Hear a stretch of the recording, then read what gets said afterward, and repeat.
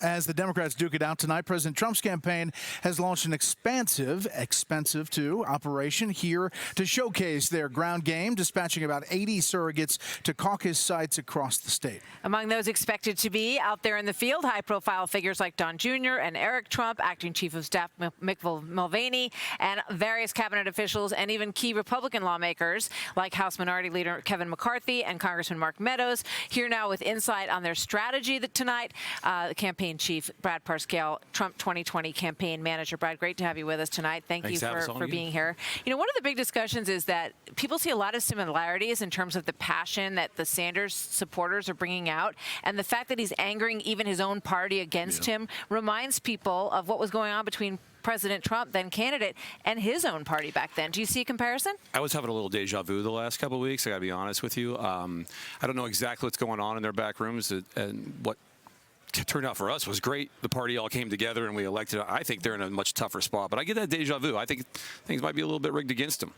So if you look at this field, and it could be bunched up here with 5 candidates, who do you want to win in Iowa? Well, look, I'm not going to talk about who I want to win because what the president wants, but I think the president is a fighter. He's ready to go against all of them. I think all of their policies are so far left. All the things they've been talking about, raising their hand, do you want free health care for illegal immigrants? These are things, the policies American people don't want when we actually get out there and talk to them about it.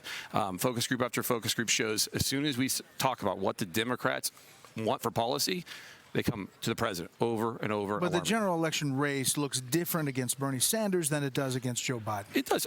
Does the map change? Yeah, it does change a little bit. But I think each time the president is in a position against both of them to win.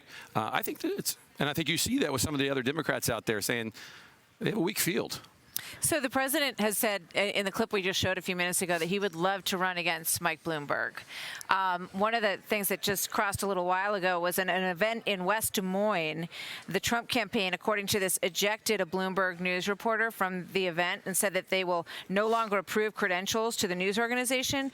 A, do you know anything about that? And B, do you think that makes sense? Yeah, I did not know about that, but that makes sense. We had talked about that the Bloombergs were not the Bloomberg news organization was not going to be fair in on the Democrat side. So why should we let them come and have just investigating and reporting on our side? Like, where is the fair and balance there, right?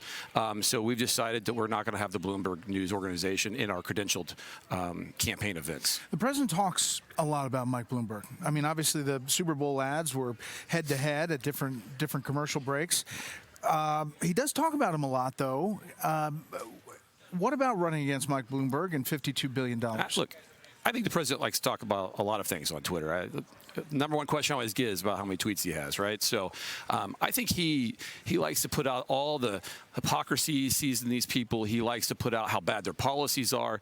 He wants the American people not to see and not let them hide behind the media that sometimes, especially a lot of other people in this room, like to filter and make them look a lot better than they are. So he likes to, and he has this big megaphone that he can get out there and talk about that. And the president sees that as one of his most valuable weapons to continue to keep America great. So there's some discussion about, Joe Manchin today said that maybe they should consider censure for the president. And a number of individuals saying that, Lamar Alexander said, well, I think the president must have learned a lesson from what happened. But the president doesn't seem to have that tone about it at all. And I'm wondering what we're going to hear in the State of the Union address tomorrow night with regard to his attitude about what just happened. Look, I think the president is going to have a great State of the Union speech. It was amazing last year. I'm lucky to get to go to the first one this year. I'm pretty excited about that. But I think the president's going to be looking forward. I think this is hoax number 2. We got through hoax number 1. Everybody kind of forgot about it. The next day we started on hoax number 2. They have to have something to fight over because they don't have anything to run on. They don't have a good candidate. They don't know where they are. They don't have a clear message. I think the president's going to be looking forward to what 4 more years that President Trump is. Talk about what he's accomplished. So many things, just like our criminal justice ad that ran last night in the Super Bowl on Fox, clearly showed multiple people, millions of people had no idea what he had done for this country and solving that problem. We see that in focus group after focus group. I didn't know that. If I knew that, I'd change my mind. And so I think the president's going to get up there and talk about the future and what he has done, what promises he's kept. Quickly, Democrats, some of them said that, listen, they knew they weren't going to get across the finish line with impeachment, but thought that this would be an albatross around the president's neck. From your perspective, what has impeachment done to your numbers, numbers across the board? Well, it's funny. I knew when we got into this, I told the president, I said right out of the gate, I said, first we're going to raise amazing amounts of money, right? Because it's going to galvanize our base. But what I didn't even see coming even this significantly was how independents across the country were going to see that this is just a scam against him. And our numbers have never been better with independents coming back. And at the same time, the difference between disapproval and approval is at the closest margin it's ever been. And any metric I have right now compared to 2016, we are light years ahead. And I continue to say that this was I think was a complete mistake on their part, because American people don't go for this. They want to go up and vote in November.